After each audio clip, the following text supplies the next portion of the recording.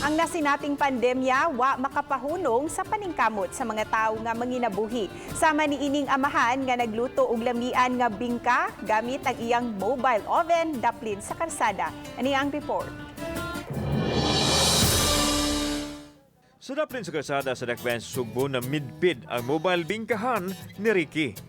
Dinha na siya magluto sa bingka gamit ang mga sangkap nga ginaling nga bugas, tuno ug pampatubo.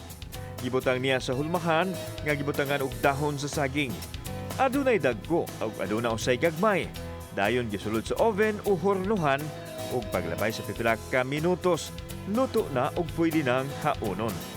Matud pas uban kini ang perfect nga liki sa bingka nga makapasamot sa kalami. Mapagani pagkahuman halin naman dayon pa kay sagad sa mga customer nga mopalit aduna may sakyanan nga makaagilang sa iyang dapit. Aron marag mingaw-mingaw ang mong paninda ron kay kuan man ang bayo. Napulo na siya katuig nga mamingkahay ug mao kini iyang gibuhi sa upat niya ka mga anak.